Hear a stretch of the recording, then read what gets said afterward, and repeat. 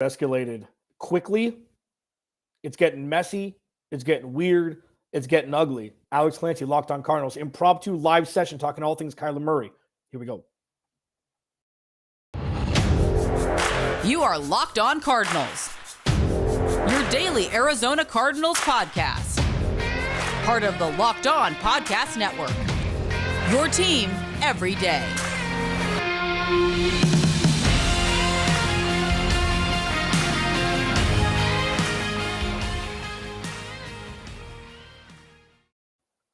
Welcome in, Locked On Cardinals. I had to go live today. Reports came out from Tom Pelissero that Kyler Murray will most likely not be playing under his current contract come the 2022 season. Got a couple problems with this. Not from the Kyler Murray camp specifically, not from the Cardinals camp specifically, but the synthesis of the two is a joke. We know the Arizona Cardinals do things old school. We know they don't do things via social media. We know that they haven't fused well with the new times of negotiations in the light of the public.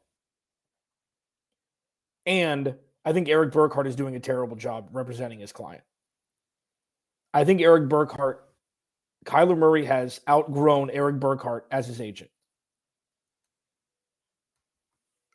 With Cliff Kingsbury, another one of Eric Burkhart's clients, getting a contract extension through 2027, and Kyler Murray not being at the top of the list, it blows my mind.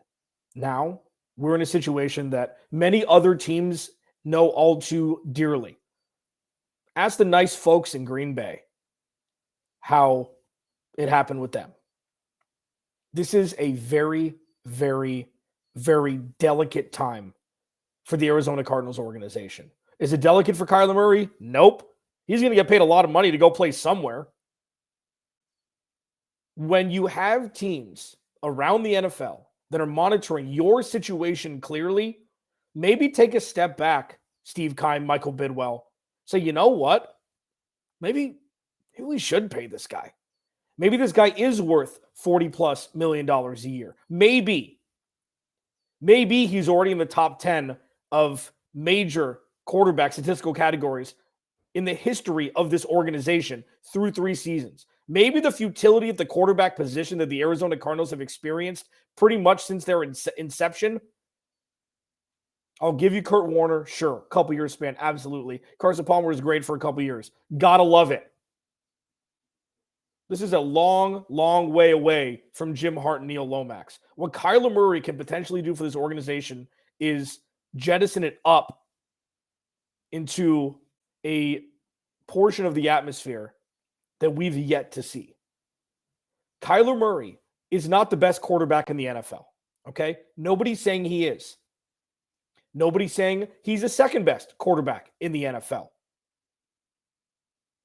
What I'm saying is Kyler Murray has the ability to elevate this team in a way that most quarterbacks wearing NFL jerseys today cannot. You pay him the $38 to $40 million, and you're going to save money if you do it now. You save money. It's not going to be a lot, but you save it. And yes, oh no, he still has his rookie scale contract to work out. Who cares? Is there a mandate or a statute that says you can't pay your quarterback early? Nope. Carson Wentz, the Eagles saved a lot of money doing that. Didn't work out. But they paid Carson Wentz early. Kyler Murray is already ranked 7th in passing yards, 7th in passing touchdowns, 15th in rushing yards. Not just from quarterbacks, from anybody that's rushed a football wearing a Cardinals uniform. He's 15th all-time already through 3 years in rushing yards.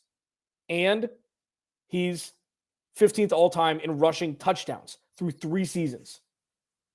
You tell me that trading Kyler Murray for multiple draft picks is the right move, and I'll say, I'm sorry, you're wrong. With the futility of Steve Keim via the draft and what you've got with Kyler Murray should be plenty to see that this is a no-brainer to re-sign Kyler Murray. or sign him to an extension. Sorry, because he's still under contract. Does that mean you're going to have to potentially pay him $45 million a year? Yeah. It's the nature of the beast.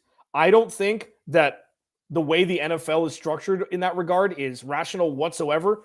Just because a quarterback is up for a contract extension doesn't mean he's a million percent better than the quarterback that just got the contract extension. It doesn't make any sense. It defies rational thought that, oh, you're up next, you get more than the last one. Why?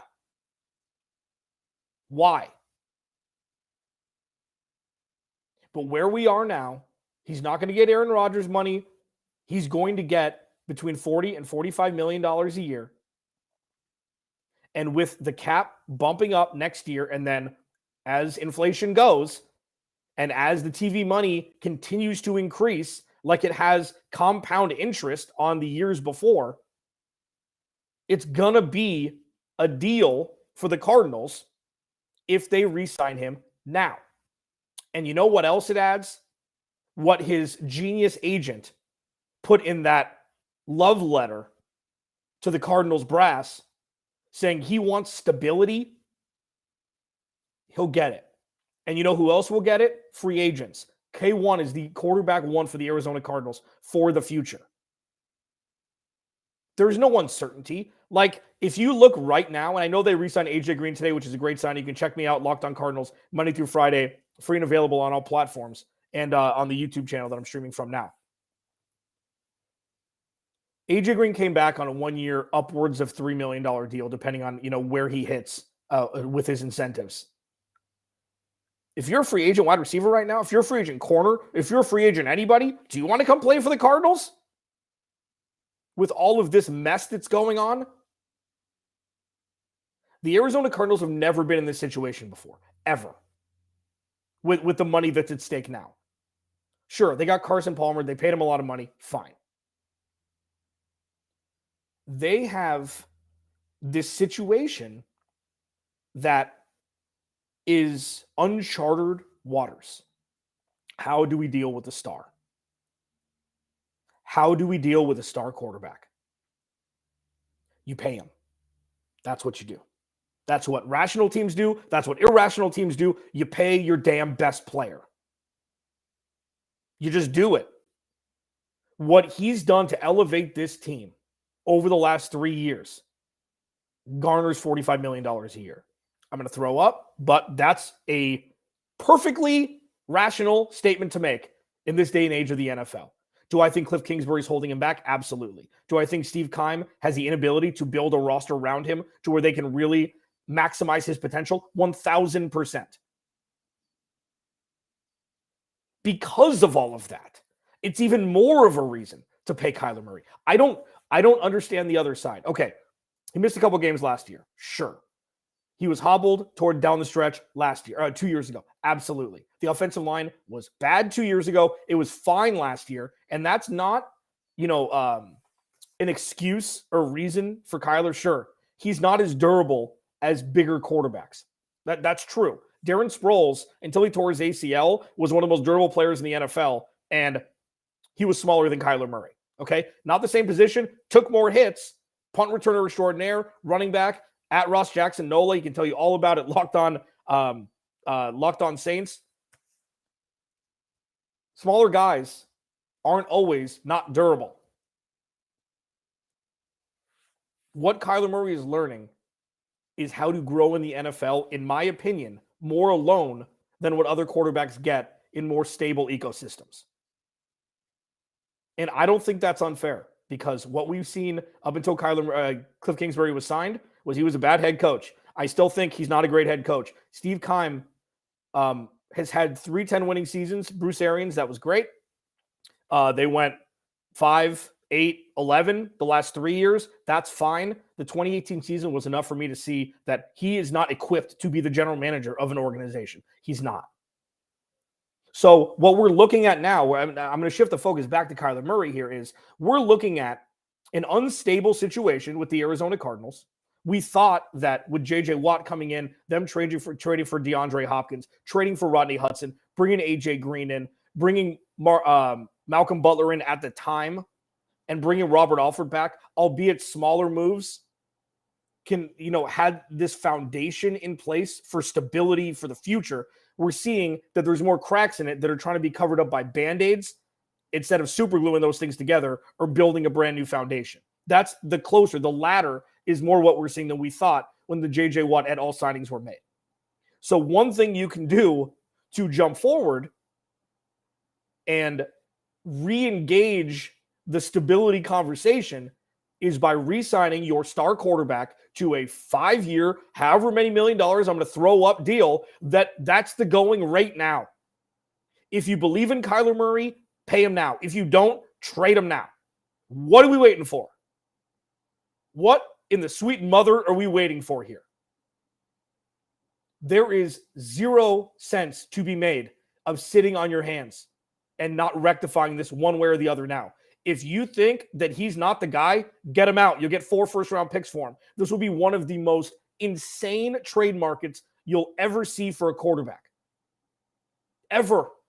It doesn't happen. You know what? The Cardinals are close to seeing that happen if they don't get a deal done now. Is Kyler being a little bit ego-driven and maybe not handling this the best way? We don't know, because all we're hearing from is Eric Burkhart.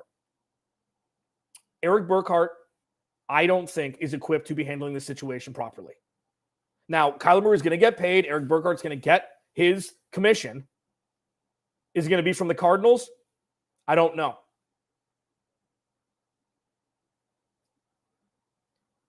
With the draft coming up being so close, and the Cardinals making no moves, no real moves of impact. Sure, Zach Ertz, James Conner, absolutely fine.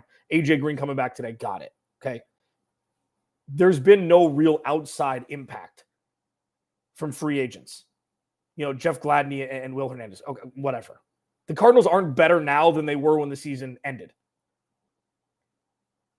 Could you make an argument that they're looking around to see what's out there to maybe get a first and a second this year? Crazier things have happened. I feel like since I've been covering the Cardinals, crazier things have happened just has to be in the dictionary when you talk about the Cardinals. Do I think that's going to happen? No. Do I think they're going to give Kyler Murray an extension? Yes. But Cliff Kingsbury is the head coach of the Arizona Cardinals. Crazier things have happened. You can follow me on Twitter at Clancy's Corner. Thank you to everybody who listens all the time. I didn't want to wait until tomorrow. Check out the podcast I did today with Brendan Clean from Locked On Suns. We had a great conversation centralized around the spine of the Suns being Monty Williams and James Jones, and how the Cardinals are lacking that. I've been using the word stability a lot. Lacking stability in that capacity, in my opinion, at least. And I don't think I'm being too harsh, even though the Cardinals have won more games every year since Kyler Murray has been drafted. I am still in the camp, and I think this is correct, that if Cliff Kingsbury had the 2018 roster, he would have been fired after 1 year also. But he had Kyler Murray, exciting, bing, bang, boom. Now we're looking at the future when the going gets tough for the Cardinals. Sure, yes, 100% Kyler Murray shoulders some of that blame. 100%. One of the most embarrassing plays, if not the most embarrassing play in his career, was in the playoff game with the pick six around the goal line. It was Carson Wentz. Okay? I get it. I've seen it. I've watched it. And yeah, he's been hobbled during chunks of the last 2 seasons. Novel concept. That's never happened to a quarterback before.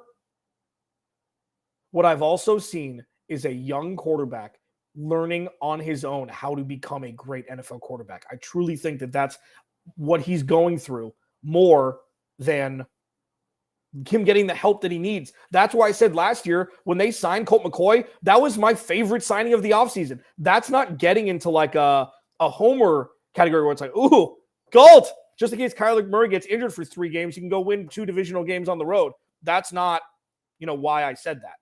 But with Kyler being on an island, like I think he is, that's not necessarily fair. No, that's not an absolute statement. With Kyler Murray not getting the support with the organization of the Arizona Cardinals like other quarterbacks would get with organizations that had more stability, this is a more difficult situation because there's more of an angsty feeling to get paid now just in case things go sideways on the field, just in case this doesn't work. What if they win 6 games this year and they're close games and it comes down to play calling and time management and timeout management and not getting, not calling intricate end arounds on 3rd and 6 when you need a first down.